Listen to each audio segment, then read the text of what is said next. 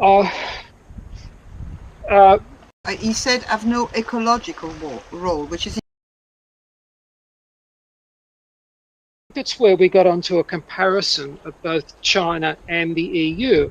In the case of Shanghai, they appear to be deliberately and very forcefully pursuing a line of action which was absurd, that it wasn't achieving anything. And because, for instance, Shanghai is the major economic center in China, that the Chinese were actually threatening crashing their own economy by keeping such a large center closed down for such a long time.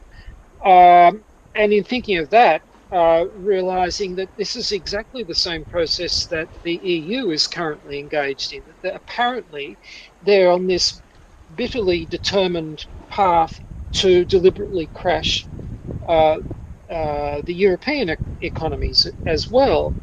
Um, and then I guess we got uh, towards the end. Our point was, well, what was the agenda behind uh, these two major players on the world stage apparently wanting to deliberately crash their economies?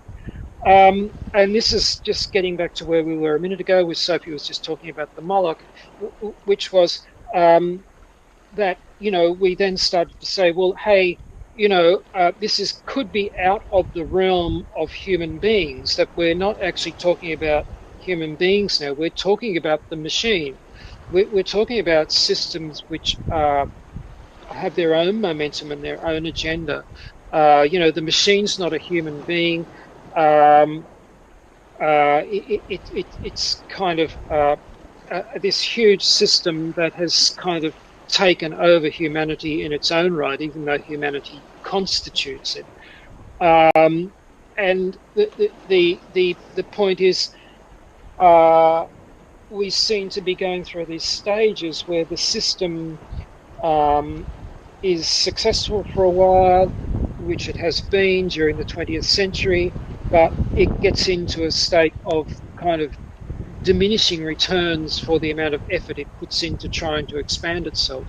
So, and this comes out in terms of energy and economic maneuverings and all the rest of it, where we end up in the stage where we are now, which is a kind of uh, economic paralysis because nothing else can be done with the twisted up monetary system. Um, and then, so you go from that stage of diminishing returns to the stage of the system beginning to defeat its own purpose. In other words, everything it tries to do to make things better just makes them worse. And we also seem to be in that situation now.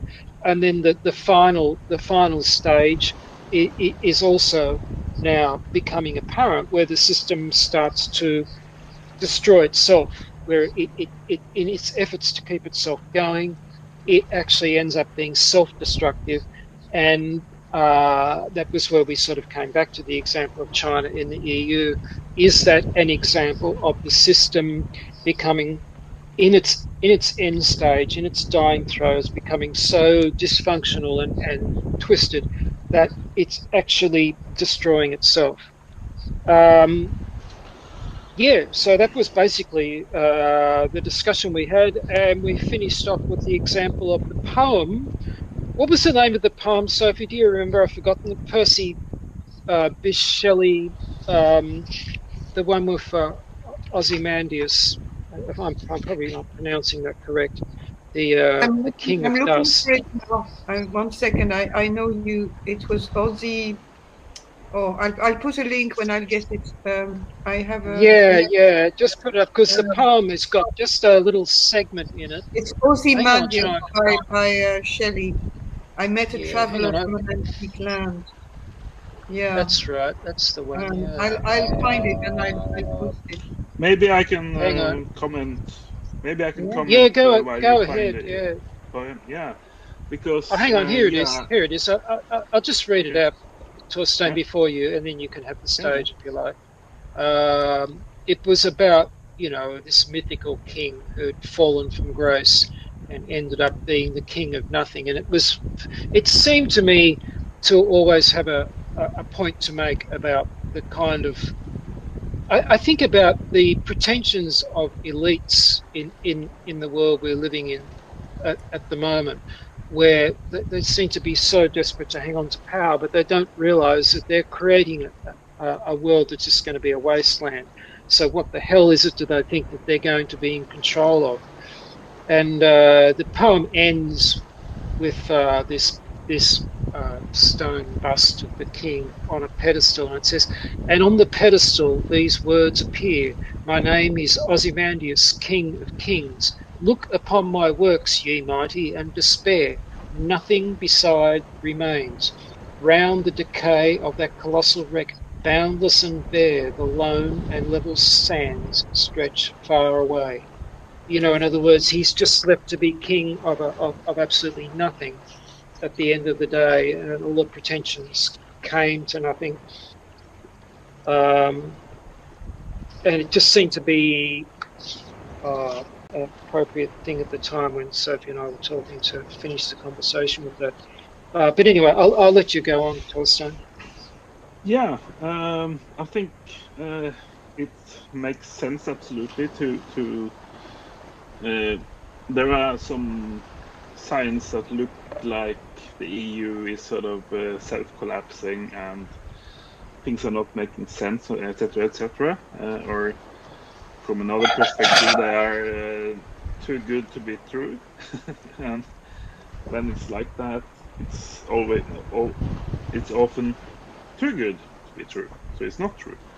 So I think the first thing we have to remember when the EU is sort of cutting up its body with a Europe is not a country, not a union, not a continent. It's just a big slave of America. You have the U.S. empire, and they decide everything, right? And just like they decide everything that goes on in the Ukraine. It's not like uh, whatever the name of the leader in the comedian in Ukraine is. It's not like he is running the show, right? He's just a puppet for He's a Washington, right? puppet, yeah, Yeah, yeah. yeah. So it's like when Germany, the massive economy of Germany, which is the sort of the engine of the European Union, is sort of doing totally counterintuitive and self-harming actions, saying that, oh no, we don't want any energy from Russia. That's not them talking. That's basically America talking, and they're just moving their lips, right? So the way I see it, America knows very well now, geopolitically, they are losing the grip of the global economy. They're losing the petrodollar. The petrodollar, for those who don't know, is an artificial way to prop up the economy or the currency of America by forcing everyone to trade oil and gas in the dollar. So basically, you have to, if let's say Finland wants to buy oil from Russia, they have to first buy dollars from America and then pay the Russians in dollars.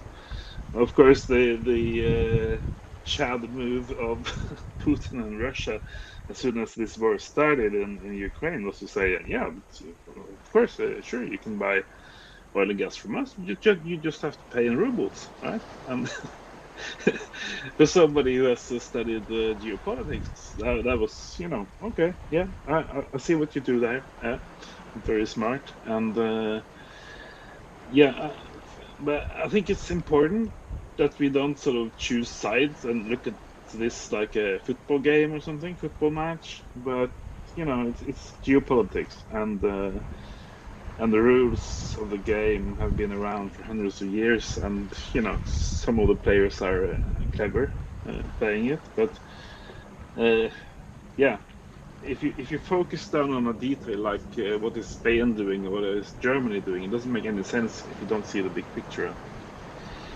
where America is ruling everybody, and we are their slaves.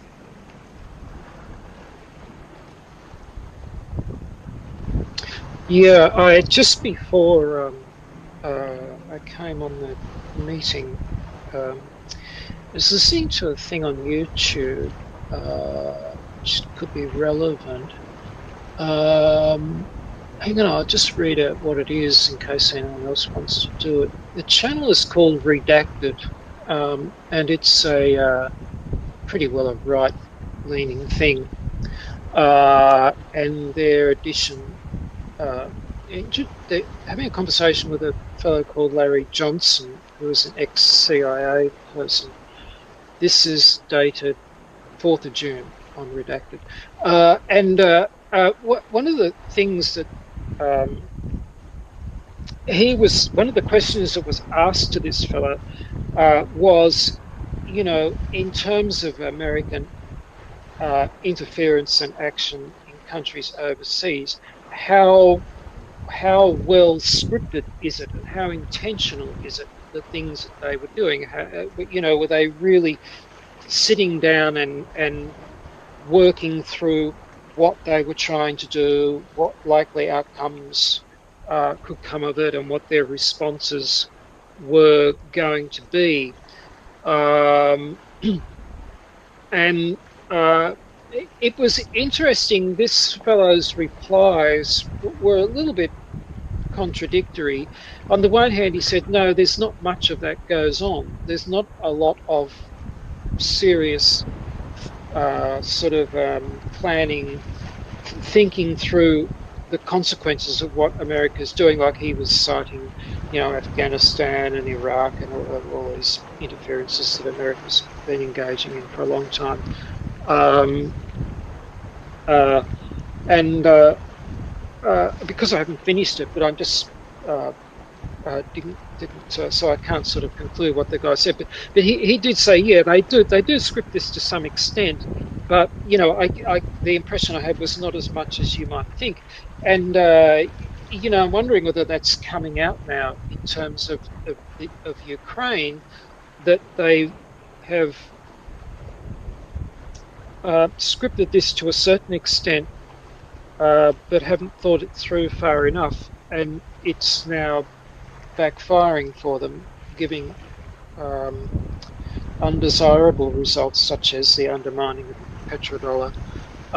Whereas, I don't know, just my personal impression is that uh, the Russians seem to have been just taking a very quiet attitude, and that they have thought through this very carefully and know what they're doing. I don't know. Has anyone got a comment about that?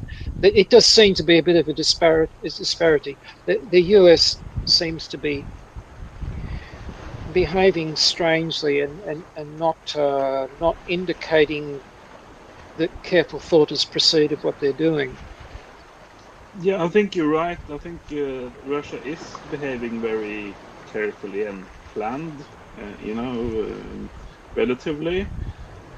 But I also think that America has known for a long time that it would come to an end for their dominance, for their economic dominance, and for the dollar hegemony. So I'm not. I don't agree that was a total surprise for them that Russia would pull the petro currency card. I think all of these things were known before the war started, and but I still think that the main sort of headline here is that this is an apocalyptic war for the end of the US/Western hegemony in the world. So it's not just like some kind of border clashes down in Eastern Europe. This is like where America ends and China Russia takes over. So that's kind of the only thing that makes this interesting, that because it's like you've had like 2, 3, 4, 500 years of Western dominance, discovering America and ruling China and all of these things, and now the whole thing goes to the east, and the east takes over, basically. I'm wondering whether is it any more a matter of nations? In other words, given the extraordinary influence of transnational corporations and extremely wealthy people, that that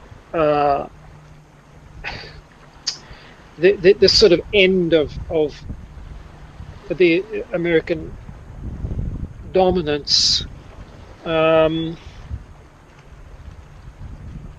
it's just sort of like a symptom of the power structure uh, being focused in a different place rather than an actual different country, or instead of Russia and China being sort of dominant instead of America, that might happen, but it's just sort of symptomatic of uh, people in wealthy and powerful positions and large corporations just sort of moving their allegiance from one place to the other, and that they are that is the real influence and not the actual nations themselves.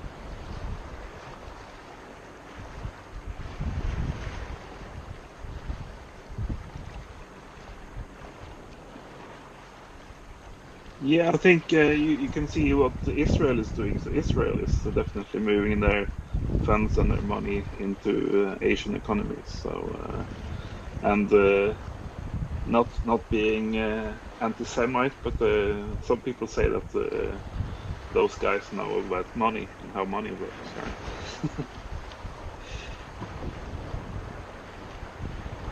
Yeah, it's an interesting point. Yeah. Um, I think there was somebody else on this call who is going to, is going to say, no, I'm not an anti-Semite, but I've got some things to say, but I won't talk for you. Um, um, yeah, sorry, I just uh, not quite sure where to take the discussion from there. Has anyone else got a? We've discussed that at length with you and after him. And we can see that the measures that this civilization is taking to protect itself, whether it's through what we're talking about, conflict or money, are bringing it to its end, and Mm, it's shooting itself in the foot. But it still it can only act with its own intelligence, that form of cleverness that is not wise. And that's what we're witnessing. Like everybody's saying, why is Europe doing this? Like, why are they doing? Because the system is rigged for these sort of measures to be taken. Because that's not even. I don't think it's even any wise guys in his office who's deciding that. It's the way things are rigged in the system. So it's taken out of anybody's, I was going to say control, but it's another form of control. It's a control. The civilization itself is acting like an entity. Do you see what I mean? well, see, this comes back to what we were saying earlier about faulty and the kind of activist agenda is that the forces that are acting are just so huge by comparison that it's you have to seriously ask yourself whether what they're doing is having any effect at all. Um, actually, just thinking back, Sophie, towards the end of that conversation with Faulty, where he said uh, that what was important was to be at the end to to have some to have some grace, uh, and I think this is where his spiritual understanding must be coming out. Uh, because brought up in my mind two things that Hugh was on about. One was, you know, the fact that you would want to do the right thing, not because of any result that you might get or any influence that it might have, but simply because um,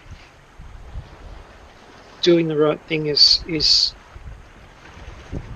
and then it seems cheap to say fulfilling, but you just simply do it because it's the right thing. But also, also as well, his notion of ataraxia in the end times, and I think that's probably what Roger meant when he used that word, that grace. Sophie, do you remember exactly what he said at that point towards the end? Because I remember very well when he used the word grace. mm, Used it in the context of talking about a culture of resistance, but I can't remember the whole context. Now, I just want to say to other people who might not know that we had a conversation with Faulty, with Gary, a few days ago to give him all the info we had on the Ark so that he could do what he wanted with it, because we were going to meet with him in sometimes in February, March, after Hugh passed away, and Gary and I were too tired and we just couldn't do it, so we cancelled the meeting. But we got an appointment with him a few days ago, and we had a quick, oh, we had this now a talk with him and Blondie, and we kind of unloaded everything we knew about the Ark and the people, the contacts. It's going to be followed up, and we just told him that we don't have the backbone and the knowledge and the capacity to develop this thing. And so we had, yeah, we mostly talked about the Ark, but then he went on to more general subjects. And at the end, it was actually very inspiring because, yes, he used the word grace. I'm trying, I wish it was an unrecorded meeting. So I didn't take many notes. yeah, no, Um, I know I'm annoyed I because was I was listening to taking him. notes. He was very, very inspiring, He actually. was very inspiring. I think we brought him out, Sophie, because I was well, I mean, I genuinely did want to tell him how impressive he is as a person when you get into a private conversation with him. That it's quite a different persona to what you see if you just get onto a YouTube video and watch him giving a fire and brimstone speech to the troops, and then at the end of it saying, "Hey, and now that the situation's hopeless, please go to jail for the cause." But there's a whole other Roger that I think generally people aren't aware of. And during the conversation that we were having, uh, uh, just one of the things I was wanting to say to him was, it might be beneficial for him in overcoming people's. I mean, a lot of people have a pretty negative opinion of him, and it might be a way to overcome that if he revealed himself more as the person he really is, rather than the sort of activist recruiting fellow for or how can I put it? Like trying to get the troops incredibly enthusiastic and go along with the next action or the next thing that's in mind. And yeah, I think at that point, because the conversation had gone in that direction of his, uh, I mean, really, to be honest, I think um, it, it, uh, he is a person who is a spiritual master himself, and uh, you know that's an aspect of him that it probably needs to come out at this stage, and I think it's talking that along those lines was what must have got him onto talking about grace in the end times, and he was actually talking about a new religion, and I think by that he probably meant a a return to a more spiritual perspective on what was happening. Um, yeah, and it is a great pity that neither Sophie and I took down sufficient details to to sort of regurgitate that for everybody, because it was probably right at the end of our conversation was probably the most important thing that was said. But I think we were sort of a little bit in awe at that moment and didn't fully sort of capture it, unfortunately. Yes, because I'm looking at my notes now, and I've written the word great really big. And then just after that, I was written send the manifesto because he wanted to, he wanted to have another look at it. But yeah, I think we were, because you told him, if my memory is good, you told him what you have to say. You're saying, you need to appear as you are when we have a conversation like that. Like Mm. the Roger that people need to see, and I think that gave him wings to start, and he got really inspired. And then I stopped writing. I stopped taking notes. I just listened. Yeah, I Yeah, think the trouble with notes is that they're in inverse proportion to the importance. Like, there's something really important going on. You can't spare the time to be scribbling notes. You're paying attention. And then if there's something not important going on, you've got plenty of time to sit there and write it all down, but it doesn't matter. mm. Yeah, yeah. Um, I think Yeah, he'd I like guess, to consider. but He'd like to consider the ARG. He's going to pursue on his with his crowd with our document. He's going to pursue the idea in the States. So I mean, it was a positive interaction. Sorry, Torstein, I interrupted you. Go ahead. no, it's fine.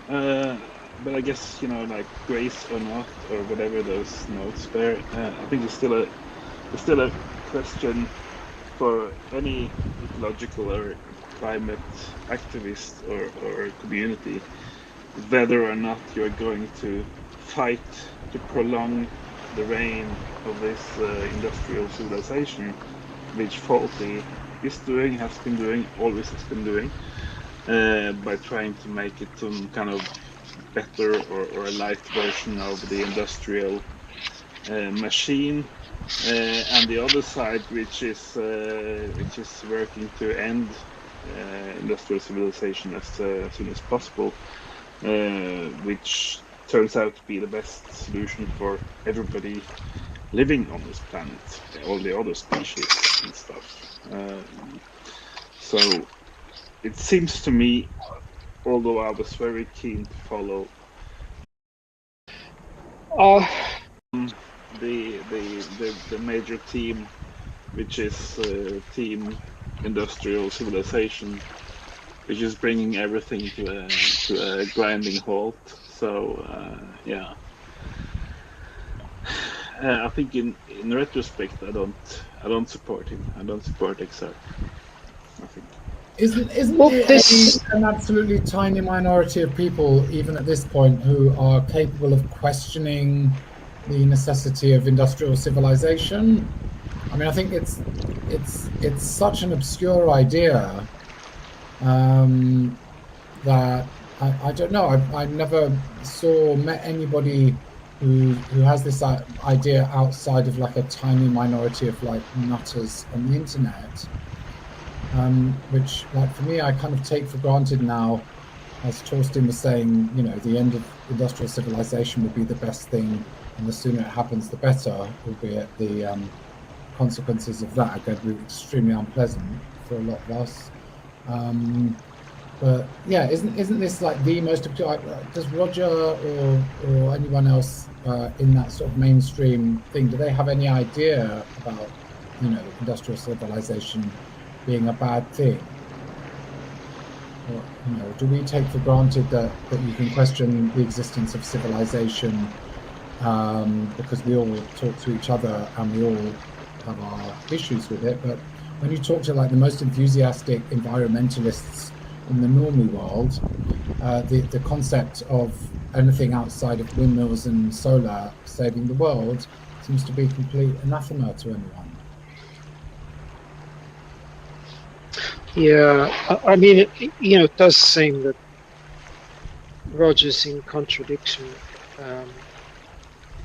Like for instance, well, at least XR. I mean, I suppose strictly he's been kicked out of XR in the UK.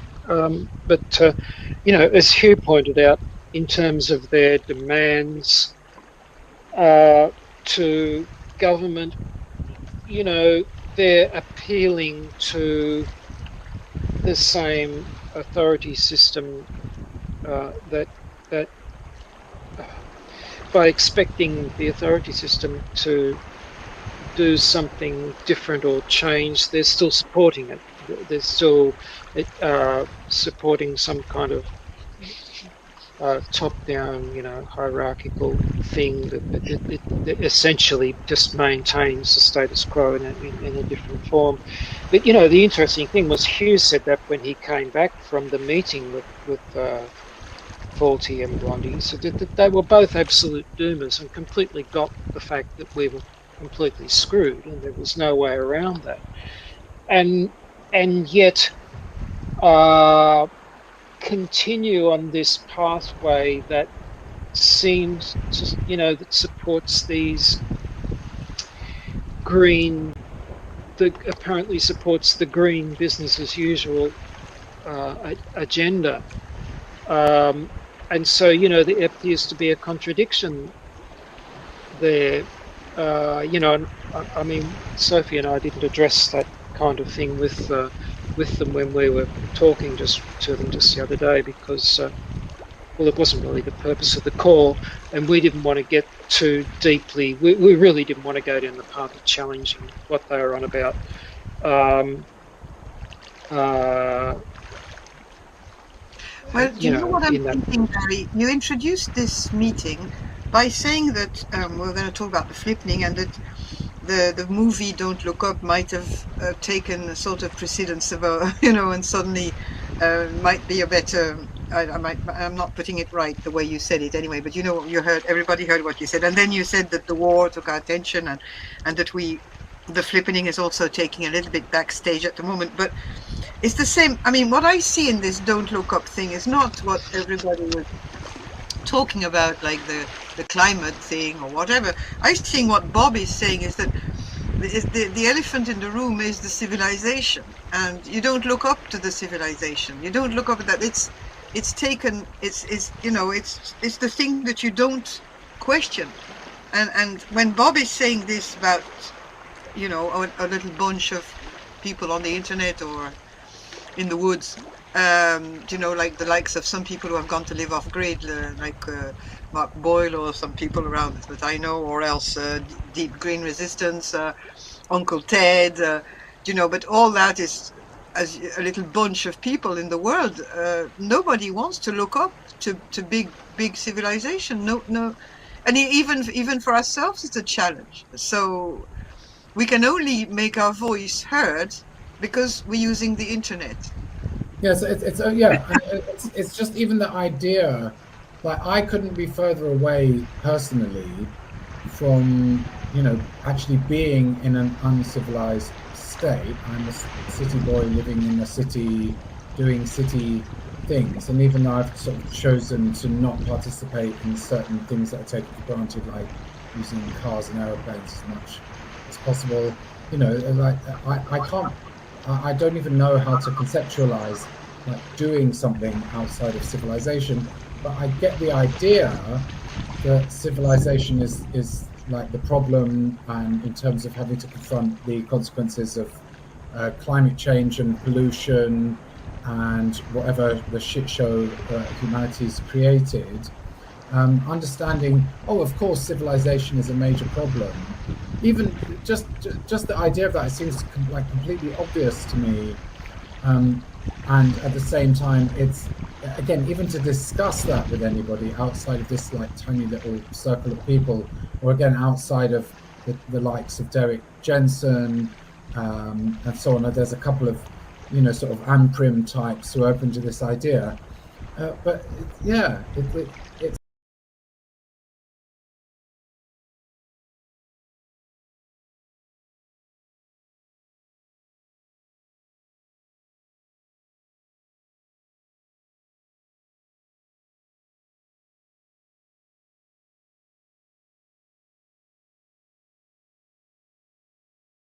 surprises me how incredibly well conditioned everyone is.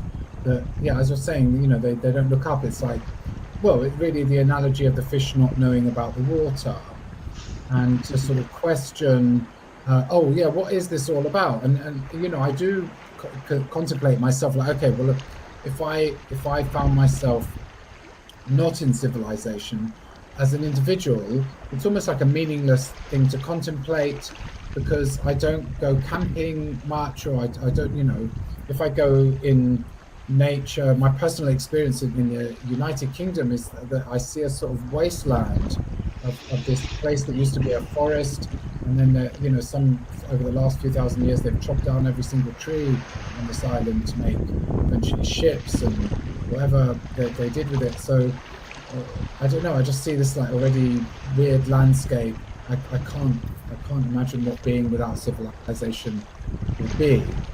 And at the same time, it's like, well, invariably, I think well, some of us are probably going to find out what it's like, and maybe it'll be like some sort of Mad Max type of reality, or maybe there will be a scenario where there's the collapse that we like to talk about, occurs, where the economy ceases to function and electricity ceases to function. But maybe there's some strange scenarios where people still get to use petrol engines, or using, I don't know that civilization will completely end like this. Yeah, sorry, over to you. Yeah, I was going to use the fish tank and the water metaphor, but you did it before me, so I'll just say something else about water. So 8 years ago, I was up in the forests above Norway, and when I needed a break, and the guy I met needed a break, we had a chat and a cigarette. And this guy was working the waterworks for Oslo, so he was going around making sure that no trees or branches got stuck in the thing, so yeah. So basically, he was a worker for the Oslo waterworks. And I was far into the collapse literature and reading about that kind of stuff. So I asked him directly, on a Saturday, Sunday afternoon or something, how long, if there is a collapse of society in Oslo, how long after that day collapses can we still drink the water? And he said, well, about a day, 1.5 days. So basically, even though you think that getting clean water from the lakes down to the taps in the city is an easy thing and doesn't require chemicals or workers or human,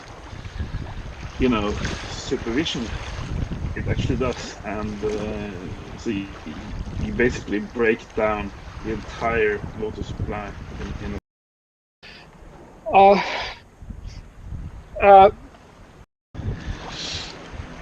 we don't think about how much goes into just getting enough water down to the tap.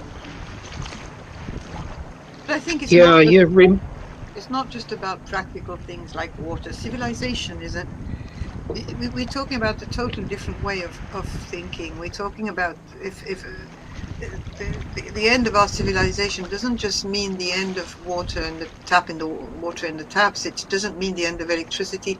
It goes to much deeper thing, and it goes back again to spiritual aspect of our connection with the world, with nature, our connection with everything, our non-duality, and that's why I think that it's so difficult to grasp by a lot of people nowadays. I think it would have been easier to talk about this a few hundred years ago, in a world that was not so equipped with technology. But civilization is not just technology. That's my No, for sure. But if you talk about spirituality, and I totally agree. But the thing about the tap water, the practical thing is that decides where you can be spiritual. Because after the tap water goes, you can no longer be spiritual in the city center. You have to go up in the mountains to be spiritual, even. So that's my point. Yeah. I'd like to Yeah, I was going to use the same metaphor about the fish in the water. Civilization for a lot of us, well, for all of us, that's all we've known. So unless we really stop to question why are things spiraling worse and worse, we're gonna not, it's what we know. And also to Sophie's point about the machine, I'm just thinking that somehow it kind of relates to this trend or desire of the globalists to have centralized control of everything, and including um, introducing like digital currencies or social credit systems. So I'm just thinking that it is such a big effort, and it's very full of pride and hubris for them to think that they can control everything. It's like the meta alien cortex. So a part of me believes that they will fail, and that I see as part of our resistance is to resist that centralization as much as possible by concentrating on the local. And as Lord Hugh and Mike repeated to us a couple of meetings ago, it's the removal of intermediaries, that as much as we can, we deal directly with our needs, which is like Bob said, it's almost impossible in city life, but still you can do little things. Provide part of your food from local suppliers, local gardens, get to know your farmers. But yeah, so to me, resistance is resisting the centralized aims of the elite. So when Sophie talks of the machine, that's what I think of, because it's almost like they're so proud and they cannot see that they cannot control everything, and that things are running away from their control. If we notice that leaders don't seem to think too much or think ahead, maybe that's what it is. Like they can't really control it anymore because it's like a big snowball that is rolling down the mountain already. Well, maybe there's some that are like, uh, you know, have good intentions, but it just seems to me like the Draculas that control the financial system, the guys that really run this show, are probably going to try to ensure the system collapses from the bottom up. So all the poorest people die first, and then it steadily makes its way up to the rich nations.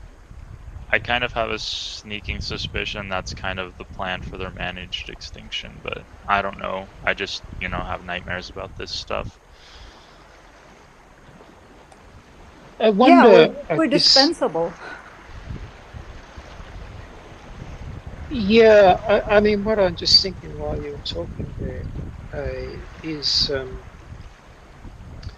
you know, uh, you've got this tension between the digital globalization and AI and transhumanism and all this very rarefied, high tech controlled thing that's going on.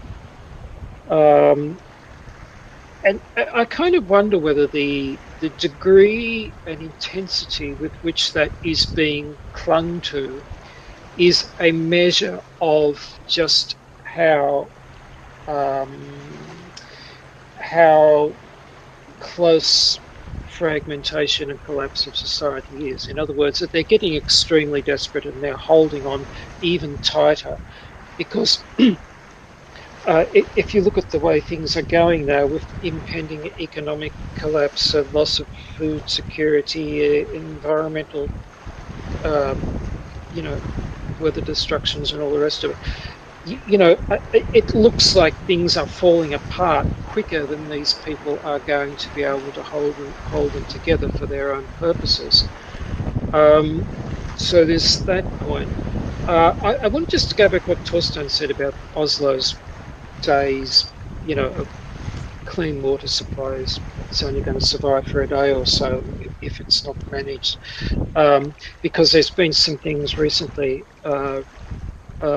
You've probably seen, YouTube videos. Oh, there's only 50 days food supply left in the world. We're all screwed and all the rest of it. And very likely there's a lot of truth in that. But I can remember several years ago reading about there is a website. Um,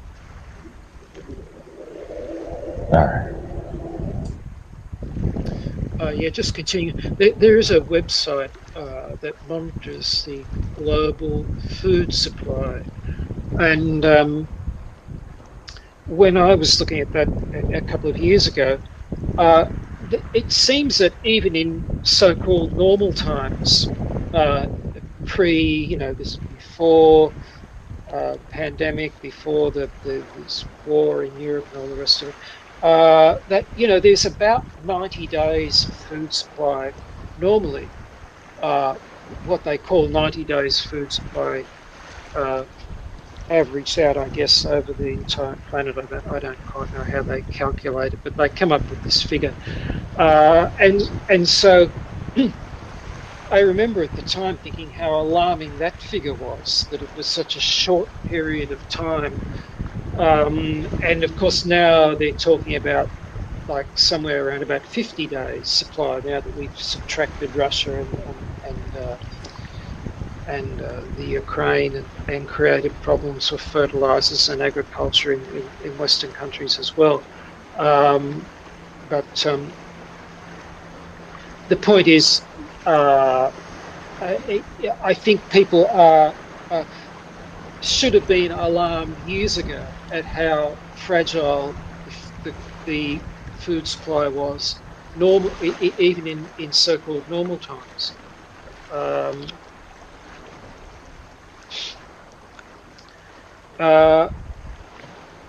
Yeah, I did have something else to say. Oh, go on. Yeah, I'll let you talk because I've only got half an idea What finished, what so you're I'll be quiet. saying is reminding me of Earth Overshoot Day, is when you go through all of our civilization supplies and start drawing down the planet. Yeah, we've probably And already got there for this year, haven't oh we? oh no, not yet. That's when the Not yet. synchronicity comes in. I looked it up. Earth Overshoot Day is on my birthday this year. So you've got a birthday coming very soon, have you? July 31st. Yeah. Oh, okay, yeah. Yeah, I got Yep. 4th of July too. Yeah. But yeah. Actually, I was trying to hatch something intelligent to say about. Yeah, that's what it was.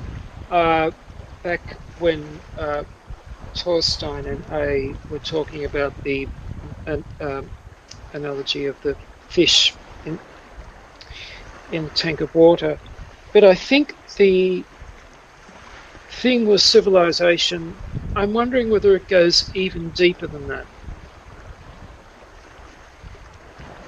That this comes into the realm of Sheldon Solomon and his terror management theory. Or that wasn't his theory. Whose theory was it? But anyway, he spoke about terror management.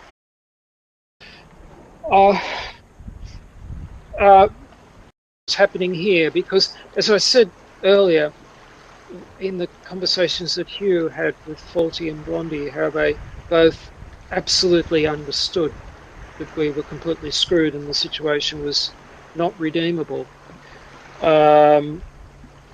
And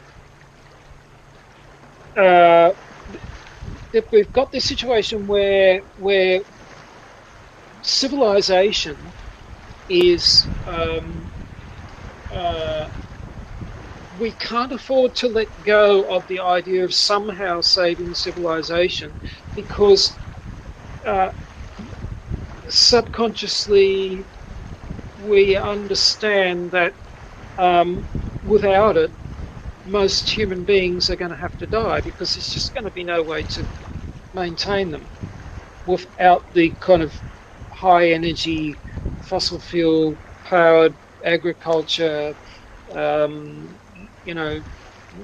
food exchange system globally and all the rest of it. So it's kind of like, is the fact that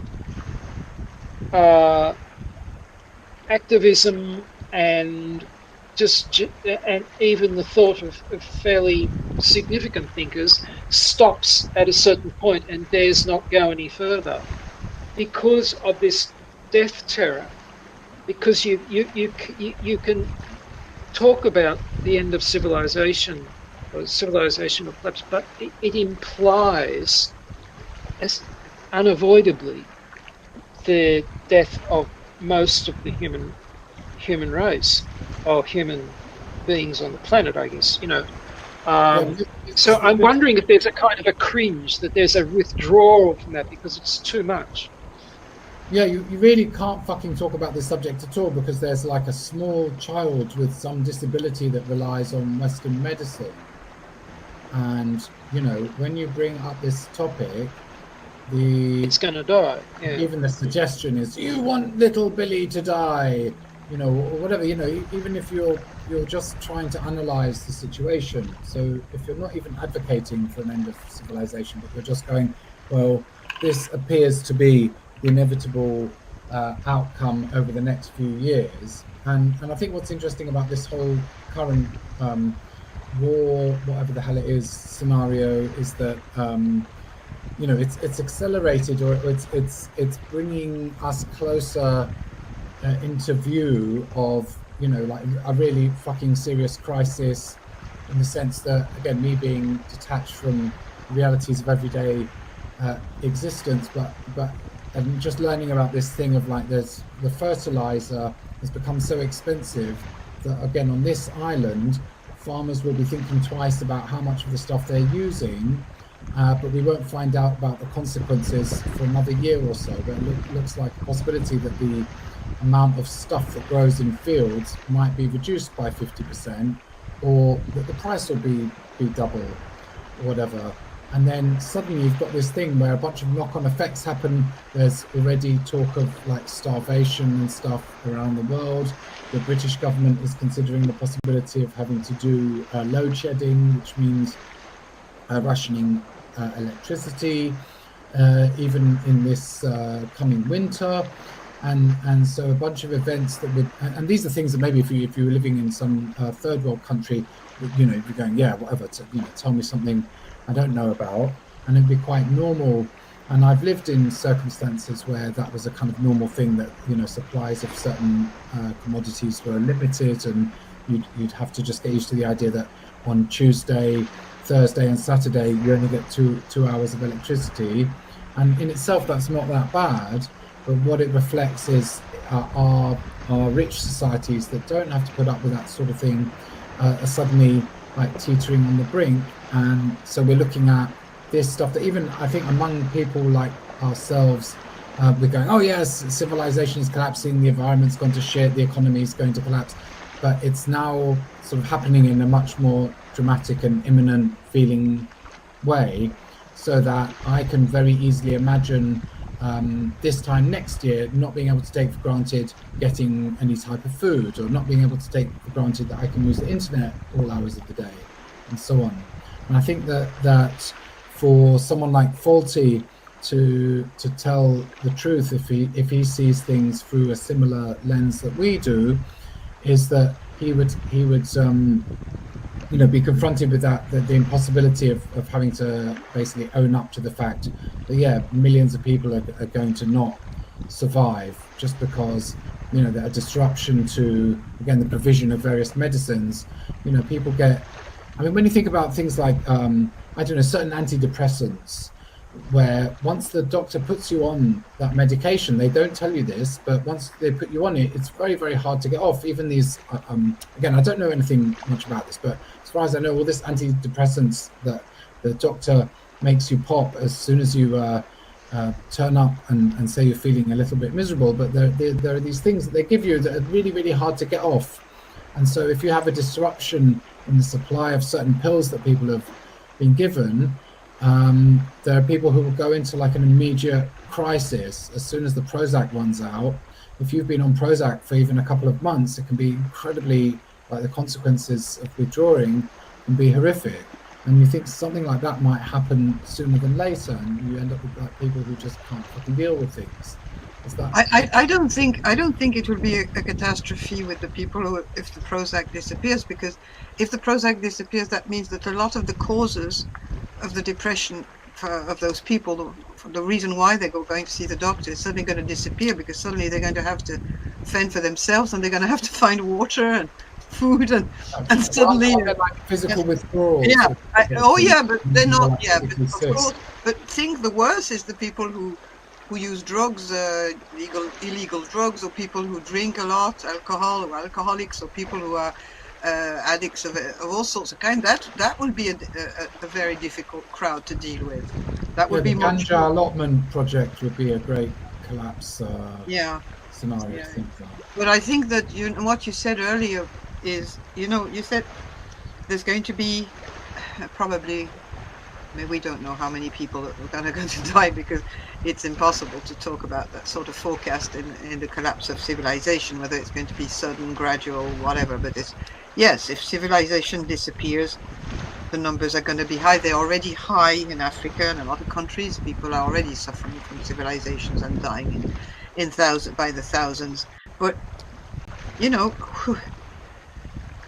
what choice do we have? We're going to have to face an enormous. Hugh was talking a lot about that.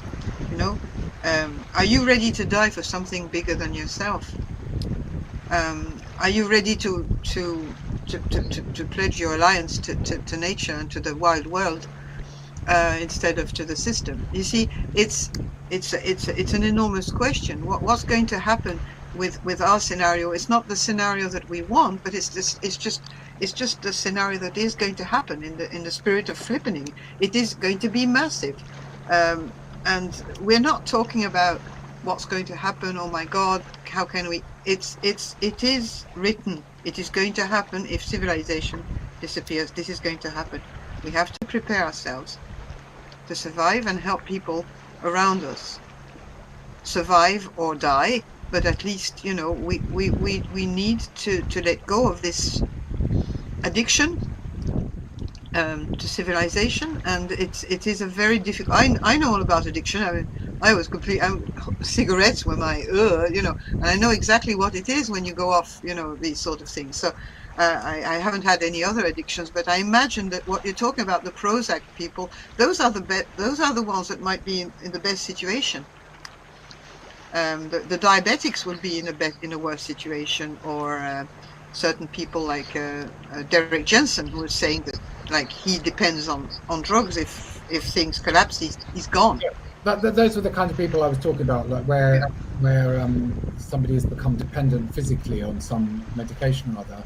And I mean, the diabetes example, I think when Brexit was happening, that was something that the more doomily inclined in relation to that particular episode were saying, oh yeah, we might run out of insulin or something. So obviously people who need insulin would be pretty fucked immediately, I would assume.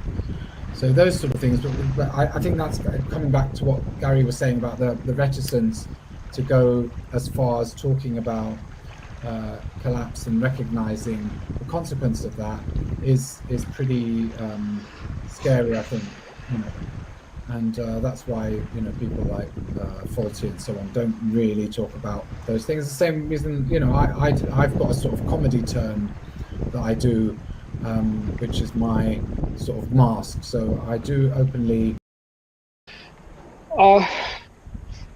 Insight I came across listening to this lecture on a piece of media was I thought it was a deep insight. So in the face of death, they said that there's these two reactions. One is to avoid death at all costs and preserve their way of existence, and that comes even if that comes at the death of all possibilities. So imagination, transformation, any kind of change, the death of all life on a planet. And then the other pole of that is people who are willing to face their own demise and step into the unknown, and that is the way of infinite possibility. Yeah.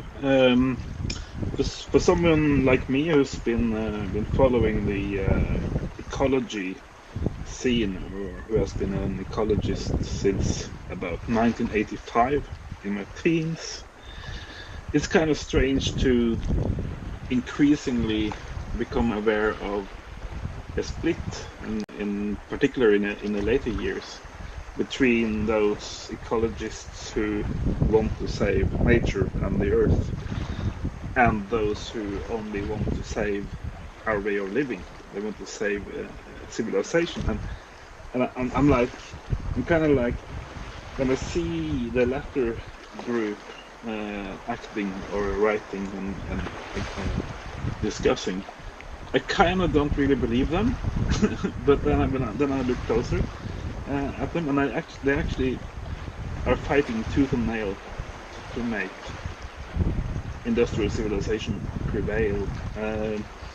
And for that discussion, I made a figure or a tree graph.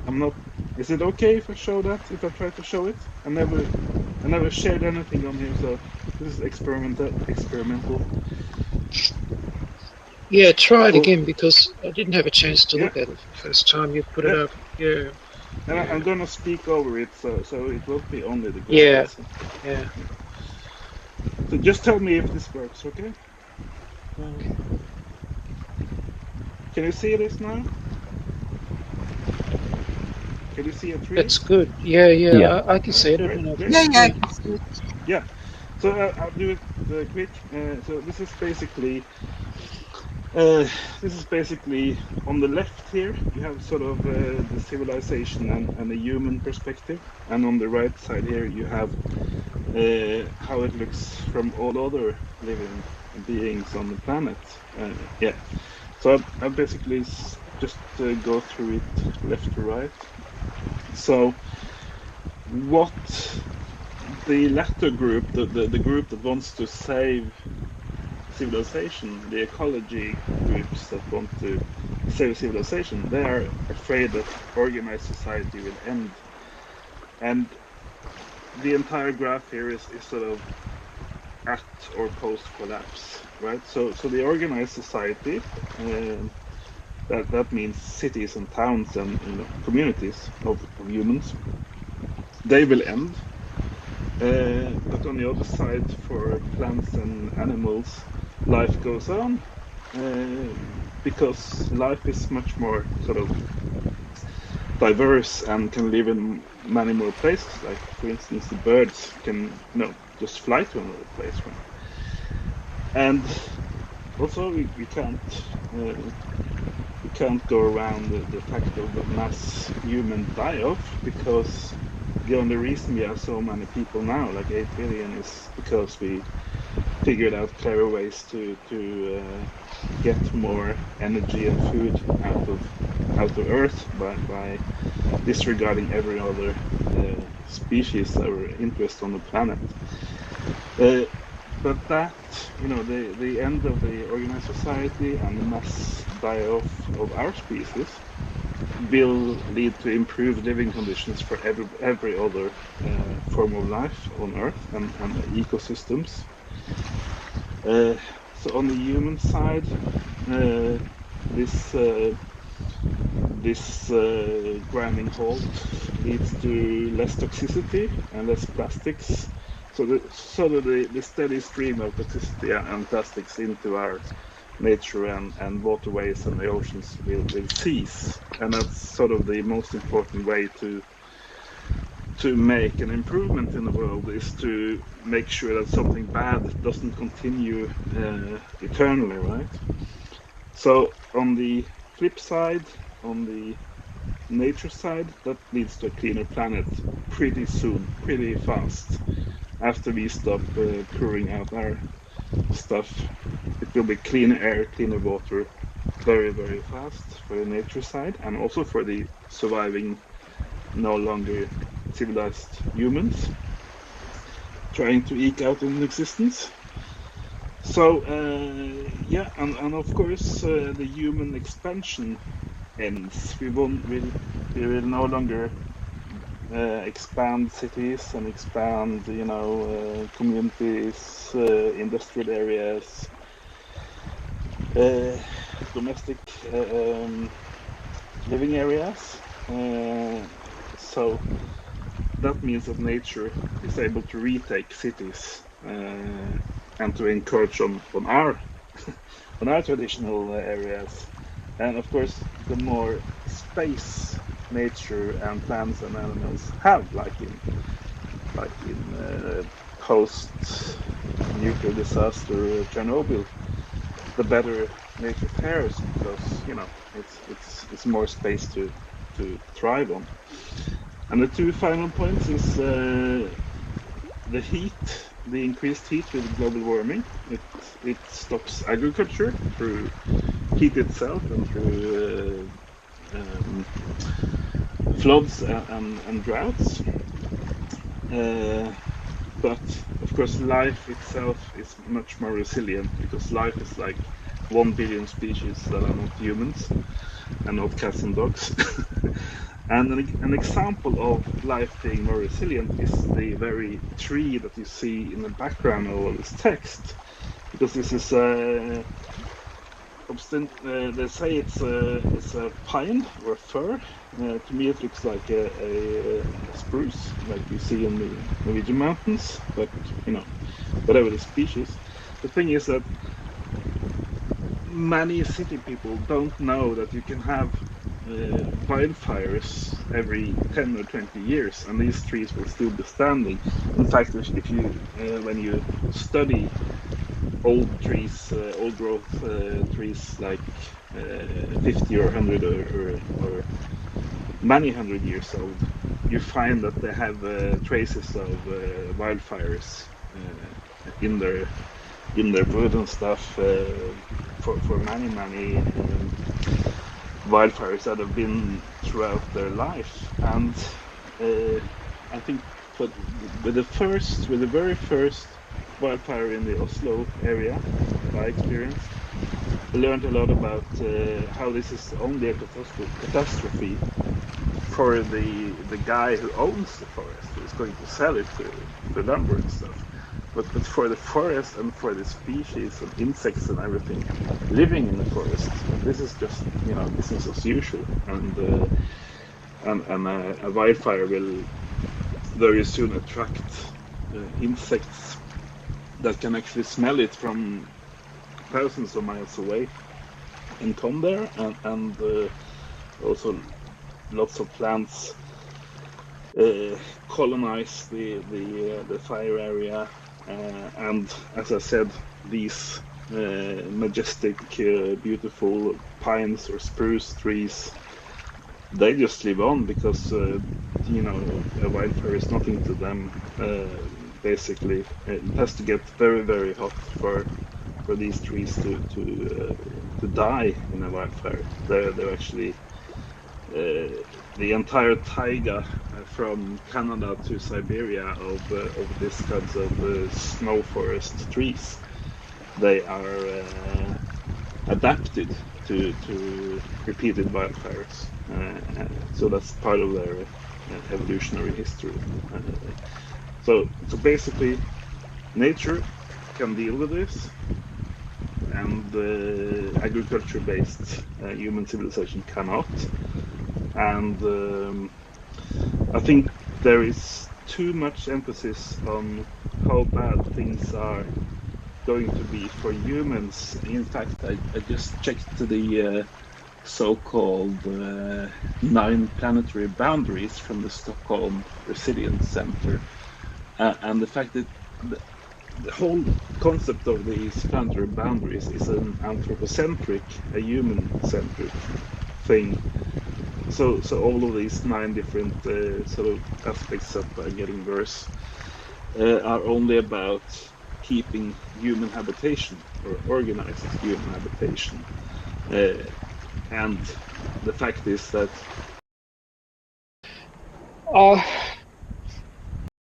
for the ones who are still alive, for the different species, and the last one, the 9th one, is climate change, global warming, whatever, and that one planetary boundary is the one that caused human society to collapse. But that can easily be seen, spiritually. It can easily be seen as nature defending itself by kicking out the bully in the corner. Thank you. Thank you. Thank you very much. That's very interesting. But it's again the same thing. It's if the anthropocentric view of civilization, this human civilization, is blocking the view for all the environmental people we've talked about. It's this anthropocentric view constantly at work everywhere, and with the people you talk to, which is why I usually don't interact with too many people, because it's just it's exacting. Yeah, I totally feel that. Like, in America, like, I sometimes say to people, I'm like, yeah, it'd be great if America collapsed, because then all the deer, elk, wolves, bears, salmon, etc. can take their country back that they've had for millions of years. Because the colonists basically, colonists did wipe wolves out in the most cruel ways you can imagine. They reintroduced them in Yellowstone, but yeah, the colonists are brutal. They just went through like a freaking stormtroopers and just killed everything.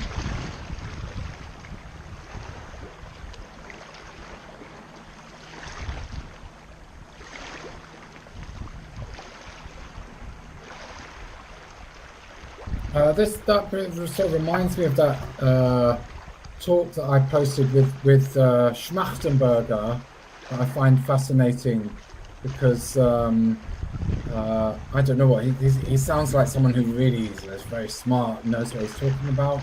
But my brain always does this flip thing where I listen intently to him speaking for a bit, thinking, "Oh, here's a clever bloke," and then something happens, and I think, "Oh no, this is just a guy farting nonsense."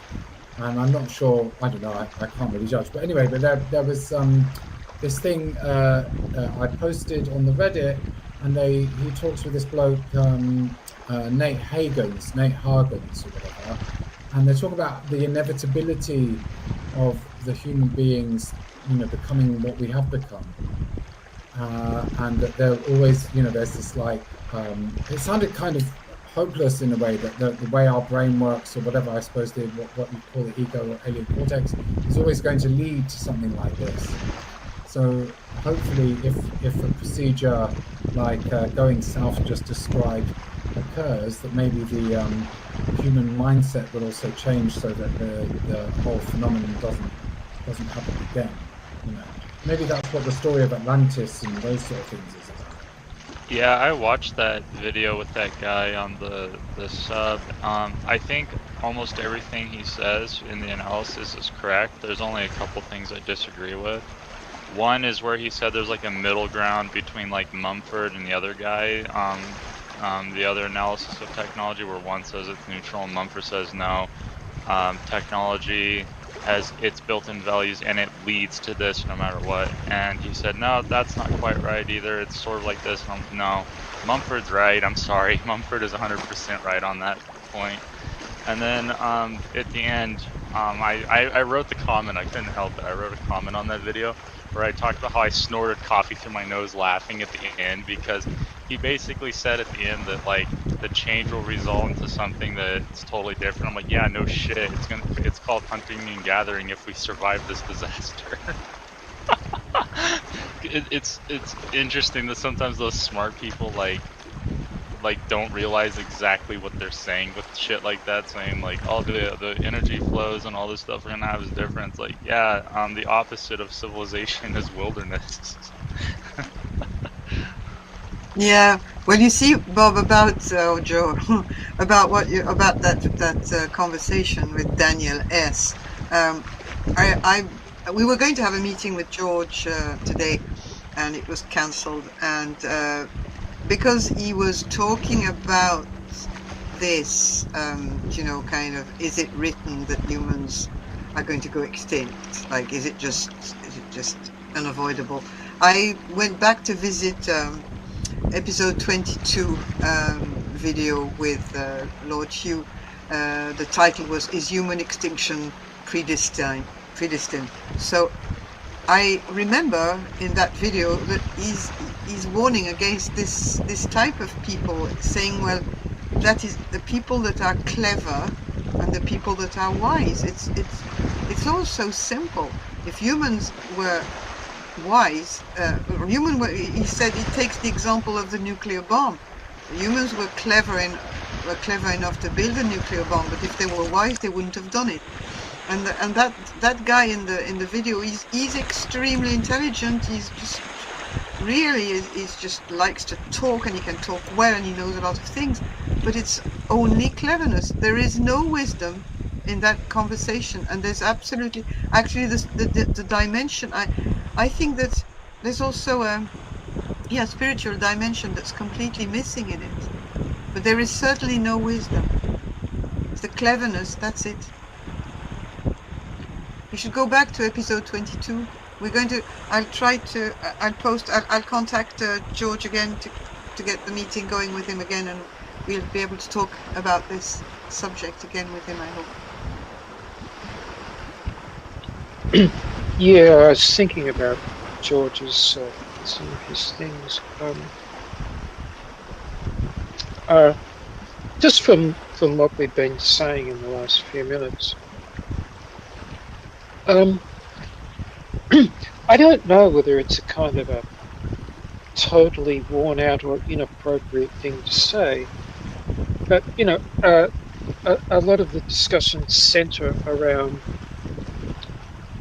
this remark of how the discourse is very human-centred, and what Torstein was saying about the planetary boundaries being mainly associated with things that are relevant to the survival of human beings rather than the general ecosystem. Just some observations. Are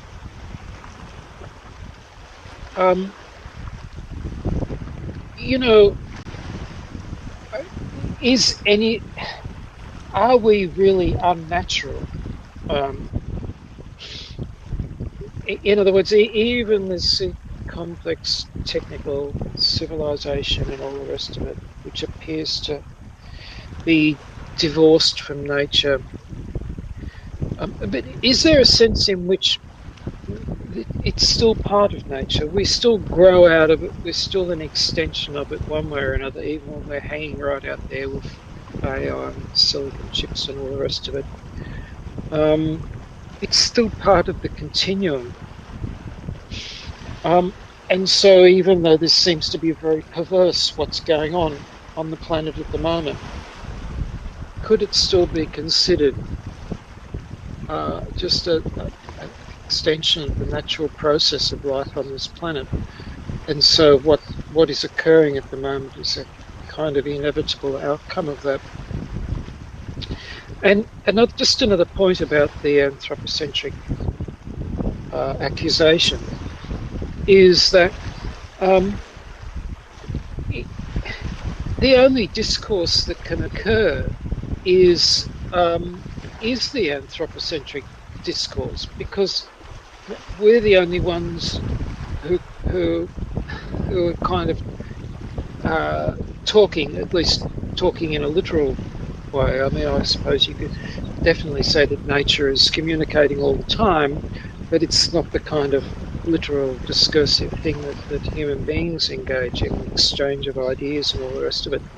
And this brings me back, because Sophie's just mentioned George. And one of the things that I noticed George said a few times in some of the discussions that he had with other people was he seemed to be a little bit down on human beings because he said, well, we're the only organism or the only animal, I can't remember the exact words he used, but we're the only ones that don't have a purpose. We don't have a reason for being here. We don't fulfill an ecological niche or have any, we're not like bees that pollinate and mosquitoes that transfer viruses. we were some kind of terrible biological aberration because we're an apex. He said we're an apex predator without any predator for us.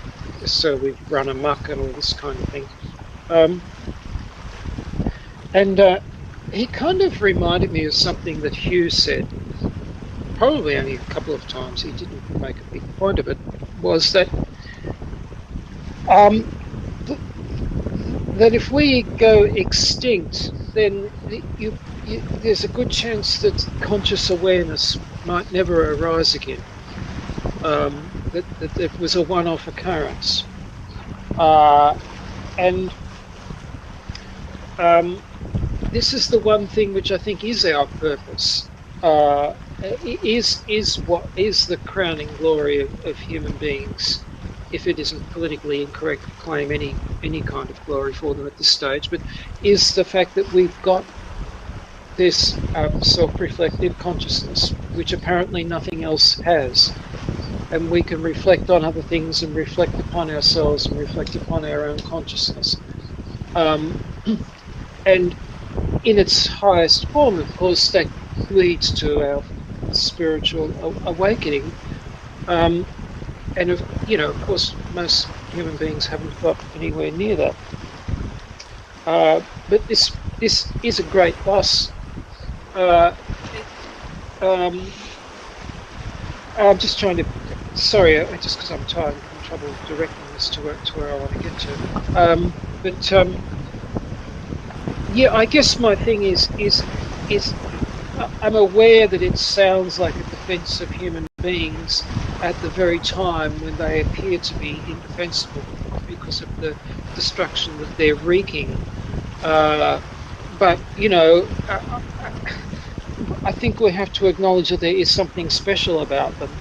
That would be a great tragedy if it was lost, and we can't. I just my inner feeling when people sort of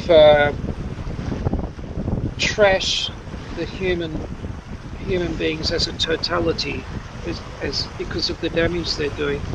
Um, I don't want to subscribe to that 100%. But something very, very important has gone on as part of the process of our coming to be here. And losing that entirely seems to be a great tragedy.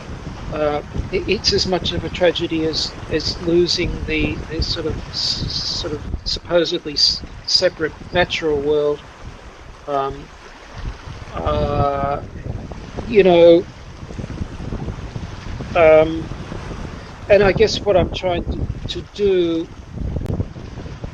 I don't know whether it's just my own personal thing. It's a case of my projecting my desire to preserve myself personally onto a desire to wanting to keep the at least some of the human species going because of the higher things that they are capable of. I don't know if anyone else has got a comment. Sure. I think humans are still part of nature and will always be part of nature. And we have to remember that for 99.9% of humans time on the planet, we're not civilized. I mean, we're not doing these kinds of atrocities that we're doing now. And I also think that the best metaphor or allegory I've heard for civilized humans is for a swarm of locusts, or grasshoppers or whatever you call it. So if you have one locust, it can sort of go away its merry way and eat some farm produce or whatever they do when they're not swarming. But when they go into the swarming stage, they fly here and eat everything there, and they fly over to this farm and eat everything there. So civilized humans are kind of like a perpetual locust swarm, just devouring everything in our way. But I also agree with you about humans being special and different and stuff, also in a positive way. But we have to remember that 99% of our speciality or being different has proven through the centuries to be wrong. Because philosophers and other people have said, yeah, but we are the only ones who can hear or see or speak or walk, or people have had all kinds of ideas about how special humans are, and then other humans are kind of, it seems that the plants can do that as well. Yeah, it seems the fox can do it. Yeah, the bear does it. The pigeons on the street do it. Okay, so they also feel pity for a friend who's been run over by a car. Okay, yeah. So basically, everything that humans say that we are special about, we are not. It just takes like a month or a year, and somebody finds it out. It seems everybody can do that. But I like the idea. I'm the first person to defend science and art, and all the great Dichter und Denker, which is a German concept. The big, cultural heights that humans have been to. Maybe we peaked like 200 years ago. I think that's an interesting question. When humans peaked and just started retarding. I'll just shut up now. Yeah, what I was referring to regarding human beings wasn't so much those things that we have in common with other living beings. It was this idea, specifically this idea of self-reflective awareness. In other words, we're not just conscious, that we know that we are, and we can reflect upon that. And in the case of which animals and other things do not appear to be able to do. They may have awareness, and yeah, but I'm talking about their. It's not just consciousness; it's consciousness of consciousness, which takes it to another level. Is what I'm talking about. And if that's not enough, in the case of people who, the thing that Hugh has spoken about of getting past the alien cortex, and the alien cortex is at the level of consciousness of consciousness, and even he was saying we've got to get past that as well. The meditative state, and Bob and I have had some discussions about that. It goes at another level even beyond that, which is beyond the mind. In other words, it's like a consciousness of consciousness of consciousness, which if you try to think about that, you'll find you cannot do it, and so the mind falls silent. And that is what I'm referring to, because it seems that humans are unique in being able to reflect upon their reflection. And that this has led to our, I guess it's led to us, well, very much being God, because like in the traditional Eastern thing, and I think in a lot of genuine spiritual traditions, it's this idea that God created the universe or created the world for, if you want to put it in biblical terms, like for his pleasure or whatever, because you have to produce something that can reflect upon what's there in order to know that it's there. In other words, in order to experience existence, God had to bring the universe and the world into existence. I'm sorry, I'm explaining this rather badly, but and I think that's the role that our consciousness uh,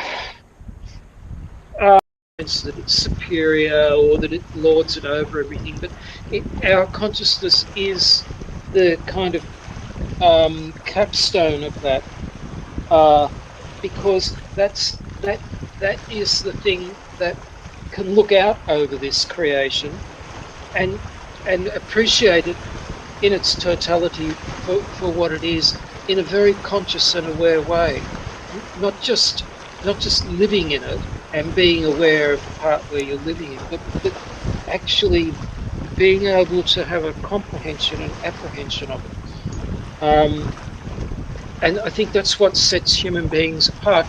And the great tragedy in losing human beings is that it's kind of like putting on an amazing performance at a large theatre or venue, and not having an audience there. Is it's all just being done, and then the people on the stage retire, and nobody ever saw it. It's such to say that human beings are like the witness of and appreciators of this glorious creation. We're sort of, I'm sorry, I can't explain it more clearly. That's very clear, Gary. Thank you. No, for the time it is for you. Thank you. You started this on the premise of George saying that humans have no role. He says, he said have no ecological role, which is even kind of more narrow. Actually, he doesn't give it the dimension that you're giving. But could that be what you're describing? Our role in this world Yeah, that's what I mean. That there is a role, but it's not a strictly ecological role that I think George had in mind. I felt that he needed to expand his idea of what might constitute a role and a significance or a meaning in our existence. Because even if you want to just look at it from a a point that I can't defend, but the comment is, nature doesn't is not primarily in the business of creating useless things. I mean, the fact that we're here. We're there to witness and shut up, basically, and admire and be, but we're not. Yeah, but I mean that's it, and our awe and amazement at existence and our absolute enthrallment with it is, I think that's our function, and it is the function of being God's sensory apparatus in the world. If you want to put it that way. I mean, I'm Look using at the the word comments. Can you read the comments, Gary? There. Oh, okay. Sorry. No. But it's funny because the last one's is there a difference between our witnessing and a mouse or a bee? My role is to be here and say, "I told you so." We are the eyes of God. I mean, these are all very interesting comments because it's opening a new direction in this conversation. Because I can't see it, unfortunately. It's not if you go into comments, if you're not okay. if you go into comments. I suppose the question is the difference between you or me witnessing something and a border collie witnessing something. I mean, why do we need to witness it? Yeah, well, yeah, well, that's my point. Is that the dog is witnessing it, or the bee, or whatever, but it's simply aware of what's happening. But I'm saying that we are aware that we are aware of what's happening. And if we become spiritually awakened, we've even gone beyond that. That we have become aware that we are aware that we're aware. So How do we know that though? How like is a bee not aware of being aware? Maybe a bee is aware of being aware. well, Well, one of the things I came across a long while ago, I can't remember the video or lecture, but they were talking about how like wild animals live their archetypes, and human beings can become aware of the archetypes and talk about them. That's something I think is probably a different. yeah, I think that's getting towards what I'm trying to say. Yeah. Isn't it? But how do? But there's no way for us to know what the subjective experience of other beings is. Even No, yeah, I subjective agree, experience of but neighbors you're is. quite right. We just have to. I know there's never going to probably be a Well, conclusive well, way to. Well, I mean, there's no way I could know like what it's like to be in a lion sort of culture and ethos, so to speak. But even Hugh talked about we have the same mammalian wiring, so we can empathize with like animals and lizards and stuff because we have those same parts of our brains. Yeah, Yeah. I suppose it would be reasonable to assume that a lion can have a spiritual experience or be aware of his or her awareness as well as we can. Then, if we sort of think about that, yeah, I Um, think it's sort of the same sort of machinery or whatever it is. No, they have. yeah, I think they're wired up to the mammalian brain, and then humans have the primate, and then the alien cortex. So, because we have the alien cortex, we can do things that a lion cannot do. the other But thing that's not is, that. Yeah, but that's not to say that because we have an alien cortex and we can craft tools or write shit down, that means it's superior. I don't think it is, but it is unique. It is sort of you know, our species thing. Like lions, they're strong. They hunt. They're good at bringing down prey. They have their social bonds, and then humans, we sort of have this meta layer of consciousness where we can see our archetypes and talk about stuff and then express stuff through art and all that. Yeah, which see, is I think, why it is the problem of the alien cortex could be rediscussed again, maybe in a further meeting. yeah, we might Again, have. we're coming to the heart of the beast. We're coming Yeah, to the heart of the beast of that part of our brain that has made us all run amok and destroy everything around us, and that is talking now in this conversation, that is running through us, even though we know that we have to master it, and we know that we have to maybe smash it, to just bend it under our control. It's still talking to us. So we're in a kind of a. Actually, it was Hugh that was often saying that these meetings are actually alien cortex based. yeah, it's the digital. So, like if we remember, most people are right-handed. Alien cortex is the left hemisphere wired to the right hand. And basically, its whole thing was to extend the reach of your right hand. So think of technology.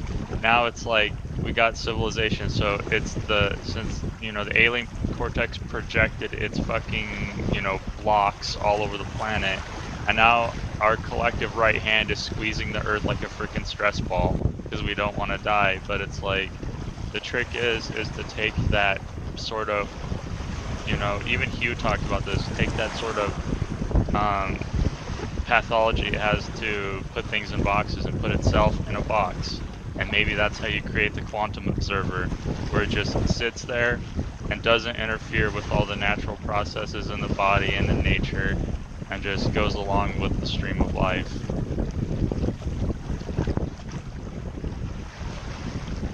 Yes, you see, we are, everything is unique. A bee is unique, a lion is unique. I mean, humans are unique too. And what is making our uniqueness is what we've been talking about. It doesn't make us superior, better, but losing human beings mean that we're using our uniqueness, whatever nature it is. And anything that disappears in this world, any species that disappears, whether it's plant, animal, insect, or whatever, is a tragedy, and the disappearance of human beings it would be a tragedy because of our uniqueness. It can be discussed at extent. Aren't we uniquely causing many other species to disappear? And in that case, maybe our disappearance at least would take less uniqueness out of the picture. Yeah, I know that, but that might be part of our uniqueness. It's black and white. I'm not saying that it's a beautiful uniqueness, but there is uniqueness. There's some uniqueness in the organism that caused the plague, and it made it's just that the part of the left cortex started to operate for us, where when it started to dominate and lead us to be destructive around us, is that's where the problem resides. And that's what I'd like to discuss with George when he's in with us, because he really deeply thinks that we are just we're just an error, that we shouldn't be here, and that makes very little of nature, because nature wouldn't do that. Nature doesn't. Oh my God! Oh God, that's very bad. I'm sorry, but I've just looked at the Yeah, I mean, I would want to encourage George to read, Freddie Perlman's book, Against History, Against Leviathan, because he has this multi-layered approach, and he even, this book was written in the 80s, and the guy basically identified the alien cortex. He basically called it, the spirit that runs civilization, like a war machine. Called it Lugal Gazizi, Optimus Maximus, all those sorts of things, and then said that he even said in the book that civilization is a web of humanly meaningless constraints, meaning that it is inhuman, that we have put basically our humanity on the altar and sacrificed it to this machine. And so this is not humanity. Civilization is not humanity. It is, it's something else. It's a machine. So I agree with Freddie Perlman, because think about it. No other animal on this planet works willingly to cause its own health to fail like this. Lions don't try to cage themselves up and wither away. Even you talked about a lot, our brains are shrinking, the human animal parts of our brains, the neurons are shrinking because of domestication. So it's this civilization is not human, it is an inhuman malaise. Yeah.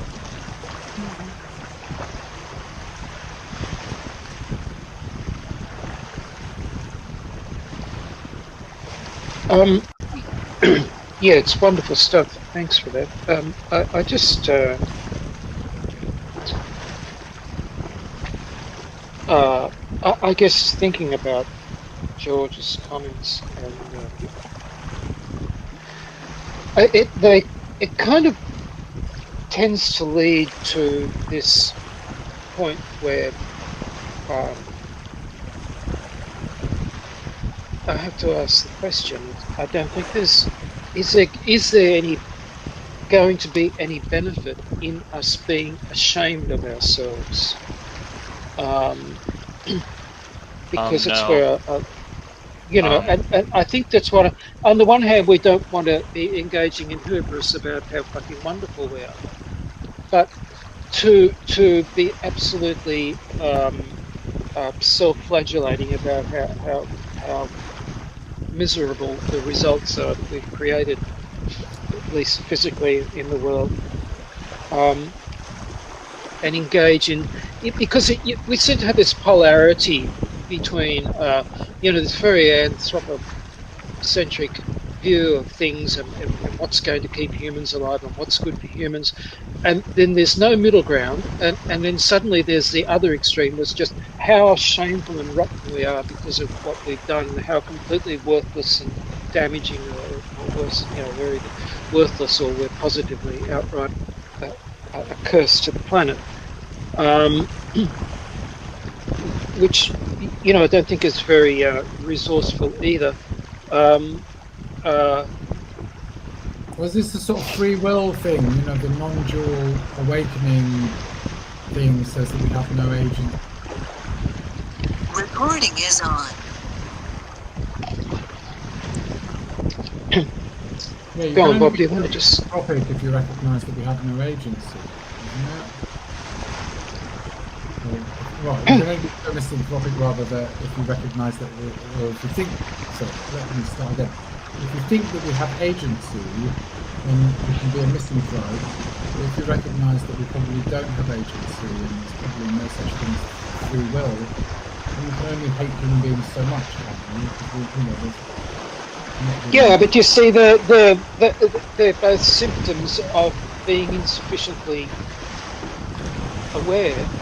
It is that we neither have agency nor we don't have it. In a situation where you actually are aware of and know that you are not different from the rest of creation, you don't need free will or agency, because what you will and what you want to do is exactly the same as what everything else is already doing anyway. And so your will is in alignment with everything else. It's not a, we tend to use the word will as imposition on other things that we wish to influence the course of events for those things. But if you're sort of in the flow of existence and not standing on the bank of it, the way the water's going is the way you're going as well. So you don't, in a sense, will is it's sort of a way of looking at it, is becomes superfluous. You only need that if you're separate, and this is where I think we have to address this next step of human evolution, which is what we're on the cusp of at the moment. Is are we going to become the next level of awareness where we understand our intimate connection with it, not just understand it, but actually be in this intimate connection with everything? Or are we going to continue to construct things called civilization, which are basically a separate living entity that then dictates back to us and the world, and nobody really has control over that. It's got its own agenda. I mean, it's more that the creations that we make are the things that are running amok, rather than the actual human beings themselves. We set up a system called civilization, and not even the human beings can control it. It's the Moloch that's now taken on an independent life. So, that's not the creation we want to be feeding. Our next big creation needs to be our shift of consciousness, not our shift to even more intense forms of civilization. Sorry, I suppose I sounded thumping a No, pulpit here. I think that's great. But you see, I think that the trap of self-loathing and human bashing is the same. It's coming from the exact same It's the place. alien cortex. Yeah, same place. Yeah, That's right. as what we're doing to the world around us. So that's why I cannot subscribe at all to this sort of. I really like the fact of our uniqueness, and I think that's something I strongly feel, as I feel every flower in my meadow is unique in its species, and everyone has a role to play. The big mystery of the human beings is still to come, probably around the corner, as you said, Gary. We still haven't got there, and we're far away from there. But I would not subscribe to this. We're just a parasite. Let's get rid of all humans, and everything will be fine. This sort of discourse is at the root of a lot of collapsed people at the moment. It's shortcuts. It's an intellectual shortcut and an emotional shortcut, but it's also a dead end. And I don't like it. I don't like it for not for me, because I've got my own views, but I don't like it for the people going down that road, because it's a suicidal type of reasoning. Yeah. When you know. Yeah, so I left a comment on the last meeting to sort of emphasize where I was going last time, but it's also from Freddie Perlman's book. He goes over 3 stances on this. One is you know, basically apathy, like who gives a shit. And then the other is, you know, the guilt path, being ashamed, wishing we were something else. And then he suggests the third path, which is the trapped animal, because we're trapped in a cage, right? And so you don't feel guilt, but it's like you can still wild yourself to an extent in your cage, and I think that's a worthwhile thing to do instead of, you know, sort of whipping yourself for all of history, which, you know. Uh,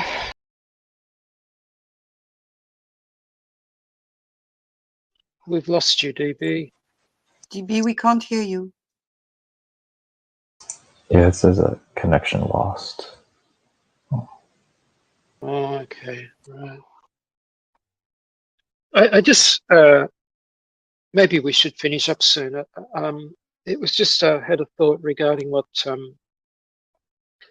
I think it was Bob might have said about, you know, how to, or, and probably Torstein too, remarking about how, you know, like how do we know that the consciousness of animals or insects or anything like that? And I suppose, you know, in a very scientific way, we probably never can be sure and prove this conclusively what the nature of the consciousness of animals or insects or other living things might be. But I think there's a sense in which we can intuit that,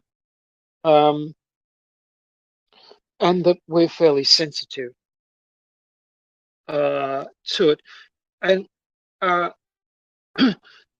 if you want to think of it, you know, like just these people here now on this meeting are all here because without intimately knowing a person called Lord Hugh, they all became very strongly convinced of a certain kind of consciousness that he had, and the importance of it. And there's no way that we could ever prove that or demonstrate it or sell it to somebody else who was skeptical on the basis of some rational argument, or we just could, but we just know it. No, no, have this insight into the consciousness of another being. And I think that's what we have to rely on when we're thinking about animals' consciousness and the kind of levels of consciousness that human beings are capable of. Is that, you know, I think if a person's being very genuine, that you have to accept that the view that we're capable of greater depth of and levels of consciousness than animals are, it's just something we've got to accept as true, and perceive from there. You know, I mean, there's times when in a lot of discussions where you come to that point where everybody's getting rather exasperated, and you say, "Look, I can't prove it, but we just have to take this as self-evidently true," and uh, otherwise you can't sort of continue the discourse. Um, you've just got to sort of accept that some things are never going to be able to be adequately demonstrated, uh, uh, and uh, and just and just accept, you know, the assertion that's being made. So yeah, just that's just that point I wanted to tack on there.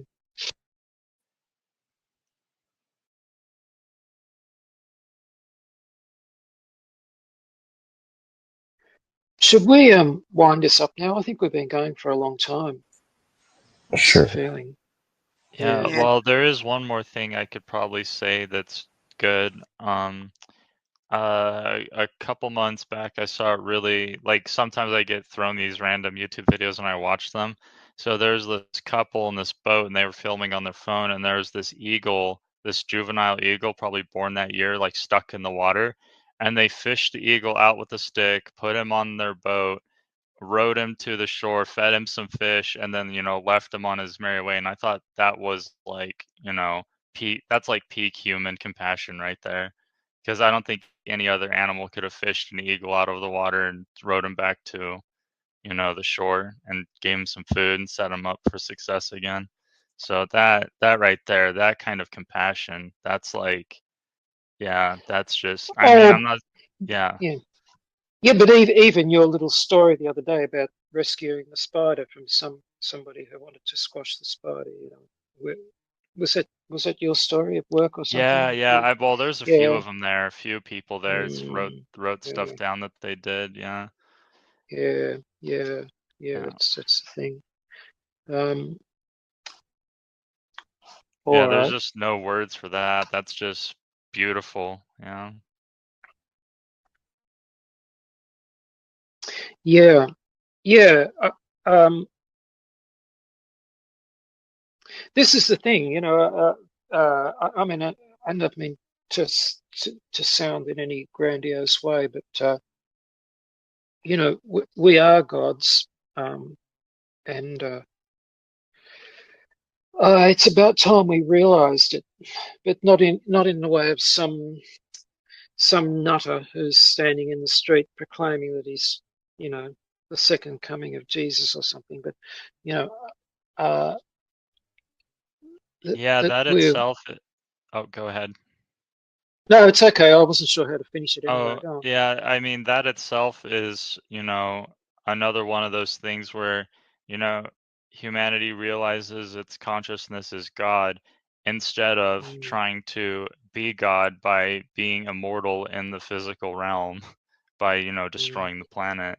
So realizing that, and, um, and just, you know, realizing we are instead of trying to be, I think is also, another one of those things you gotta, um, or one of those things that got us here. Yeah.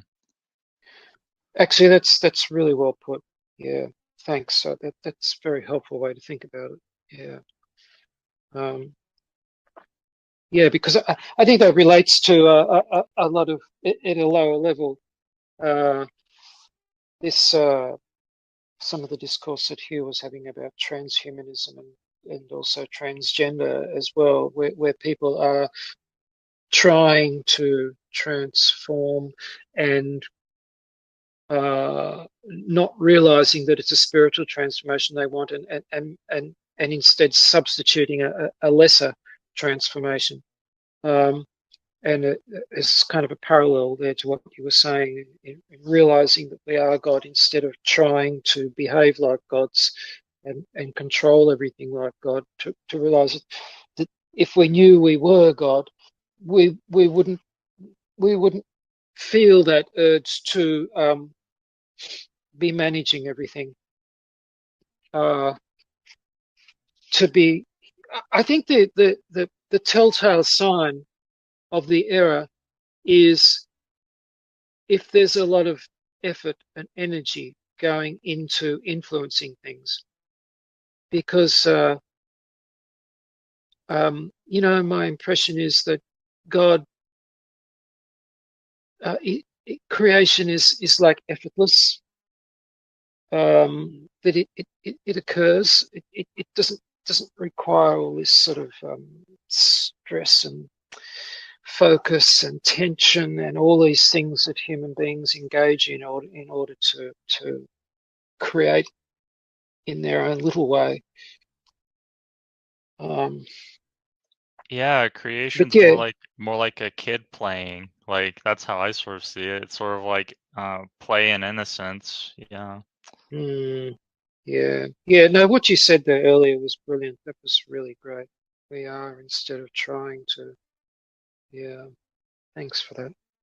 Yeah, that I think I got that from I mean not that exact idea, but I thought of it because a long time ago when I used to play video games, I played this game where you literally have to fight a war god that's trying to destroy the world.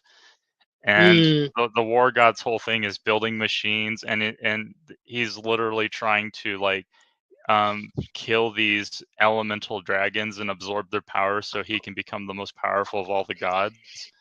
And so what you have to do to beat him is you have to team up with like the nature dragon and with her defeat him. Yeah, so I sort of thought about that, and I think like that war god in that video game is like a perfect representation of our civilization, just trying to burn everything and destroy it and become the most powerful god. Yeah, yeah. Because of course the whole thing about trying and putting effort is all alien cortex control stuff. You know, if we just let go of it. Yeah.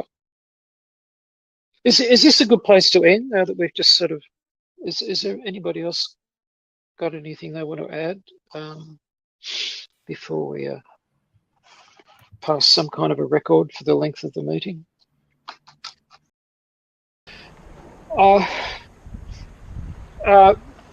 The started 3 hours ago, so Yes. we had a head start.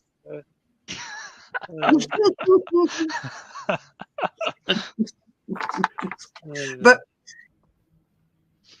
you see, Mm. the meetings get better, and the second part, I mean, the first hour is nearly just a warm up, or kind of we're getting to see what we're interested in, we're connecting, we're sort of searching our interests, and then things start coming out, and then we get really going. And now look, it's 3 hours, and that's when it's enriching. So isn't that great? You know, it doesn't Well, matter the time. what we It's not the maybe clock. just maybe once a year we should set up a meeting with the intention that it will go all day Or and come 24 prepared. hours. And somebody can, Yeah, we can sleep on turns, like on a boat, you know, you can take kind of watches, and, you know. well, yeah. No, I was thinking of like, you know, making sure that you've got your sandwiches packed, you know, and several cups of coffee ready to just to get, you know, and you know, and then just let the meeting go until everybody drops dead, and just, you know, see what comes of it. Yeah. Yeah, that'd be cool. Oh, another thing we could probably do is like, I don't know, stream a movie once in a while. That'd be cool. Yeah. Yeah. Actually, one thing that might be good, uh, another idea is to pick a particularly interesting YouTube discussion and just go through it a bit at a time and pause it and discuss and then play a little bit and then and come back to it. I'm thinking in particular of that one discussion, the Ted Kaczynski one that was just posted recently, because there were just so many fascinating things in that one.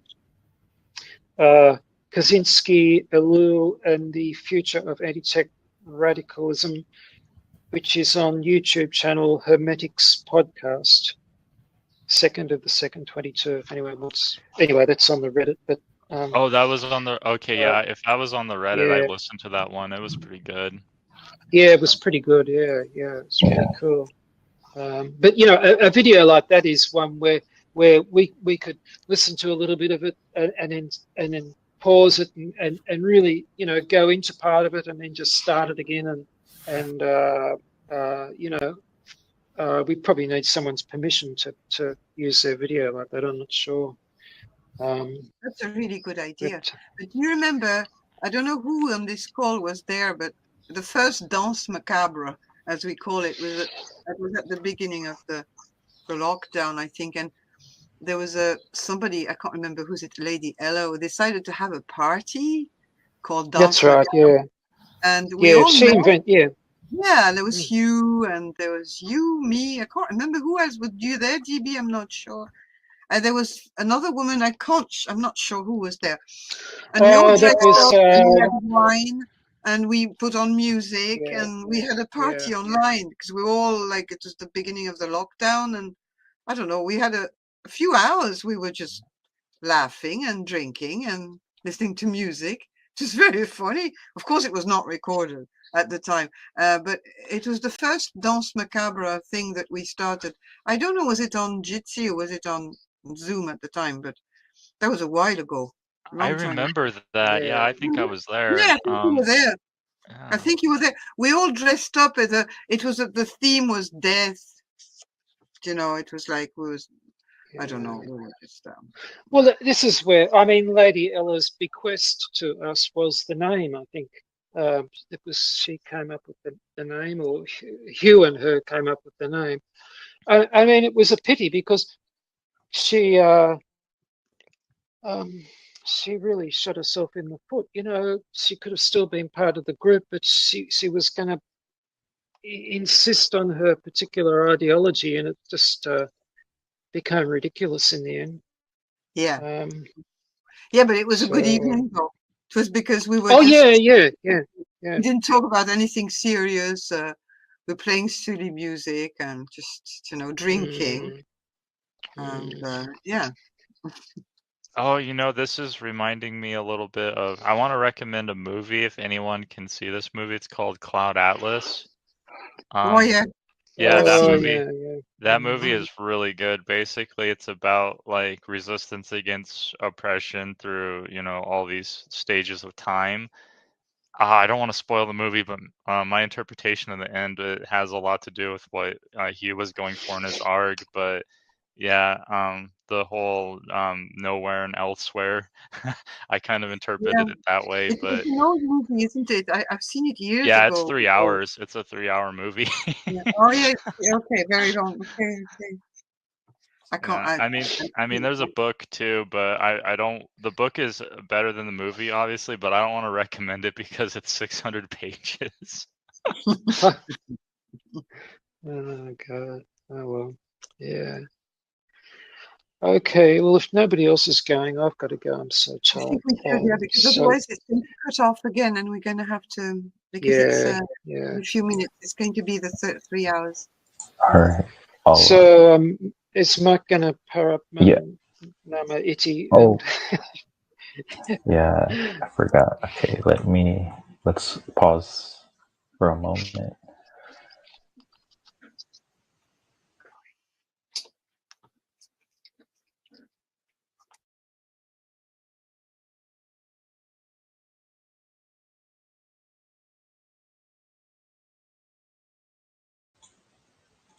All right. And to end it, Om Paramane Nama Iti. All right. Thanks, everyone. Thanks, I'll Mike. stop the recording. Thanks, everyone. Thanks, Gary.